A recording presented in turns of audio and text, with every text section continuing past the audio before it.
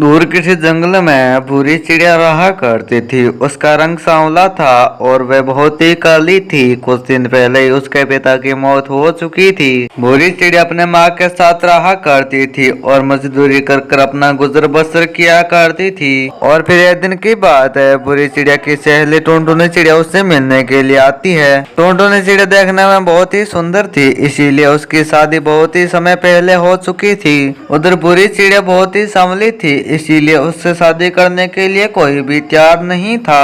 अरे भूरी तो यहाँ क्या कर रही है? क्या बताऊं दीदी, मेरे पापा का देहांत हो गया है ना, तो मैं मेरी माँ के साथ ही रोजाना काम करने आती हूँ। अच्छा ठीक है, तुम मुझे अपने घर लेकर चलो। मुझे आंटी से तुम्हारे लिए कुछ बात करनी है। तो मेरे बारे में तुम्हें क्या बात करनी है? यार बताऊंगी, तुम मुझे अपने घर तो लेकर चलो। अच्छा तुम बताओ, तुम्हारे ससुराल वाले कैसे हैं? सभी अच्छे हैं और वो मुझसे प्यार भी बहुत करते हैं। और फिर इस तरह से दोनों बहनें वहाँ पर पहुँच जाती है और फिर टुनटुनी चिड़िया उससे कहने लग जाती है, नमस्ते आंटी, कैसी हैं आप? ठीक है बेटा, आओ मेरे पास आओ। बेटा कैसा हुआ तुम्हें यहाँ मेरा घर आना? आंटी मुझे ना भूरी की शादी की कुछ बात करनी थी। मेरे पति के दोस्त हैं, वो उसका नाम है कालू। मेरी शादी के टाइम पर उसने भूरी को देख लिया था।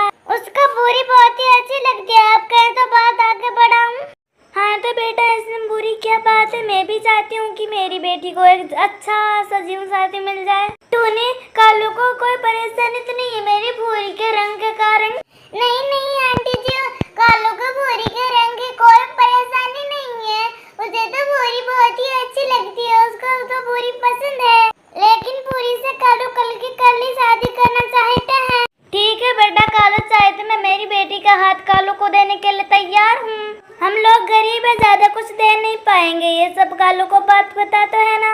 हाँ वो बात मैंने उसको बता दी है। वो कहते हैं कि अगर भूरी ने मेरे साथ शादी नहीं की तो हम कोर्ट मैरिज कर लेंगे। मैं उनको बुलाकर भूरी के कहीं कोर्ट मैरिज करवा दूंगी। बताइए आंटी, कैसा रहेगा? हाँ ये तो बहुत ही अच्छा रहेगा बेटा। और फिर इस तरह से कालू कौवा और भूरी चिड़िया की शादी हो जाती है। और फिर वे दोनों शादी कर कर अपने घर जाते हैं। तब उसकी माँ उससे कहती है, अरे कालू, तो ये कैसे काले कलूटी बहू को साथ लेकर आया है रे? मैंने तो तुमको पहले ही कहा था कि थोड़े दिन रुक जाओ, मैं तेरे लिए चांद जैसी बहू ढूंढ दूंगी, पर तुमने मेरी एक भी बात नहीं सुनी है। भुगतो।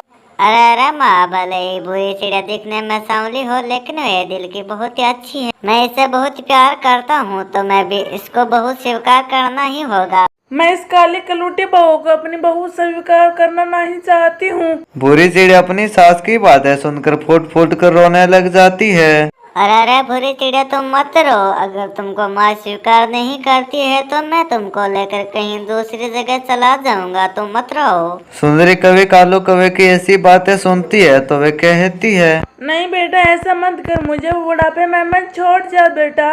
अरे माँ, तुमको मैं कहीं नहीं छोड़कर जाऊंगा। अगर तुम मेरी शर्तें पूरी करती हो तब भूरी चिड़िया को तुम काली कलूटी को भी मत कहना। अरे हाँ बेटा, मैं बुरी का बहुत ही ध्यान रखूंगी। उसको काले कलौटी भी और कुछ नहीं कहूंगी, उसको तंग नहीं करूंगी। भूरी चिड़िया अपनी सास की बातें सुनकर बहुत ही ज्यादा खुश हो जाती है और फिर वह अपने पति के साथ खुशी खुशी रहने लग जाती है। तो दोस्तों, ये थी आज की कहानी। आपको कैसे लगी हमें कमेंट कर जरूर बताएं। अगर आप हमारे चैनल पर नए हैं तो चैनल को सब्सक्राइब करना मत भूलना।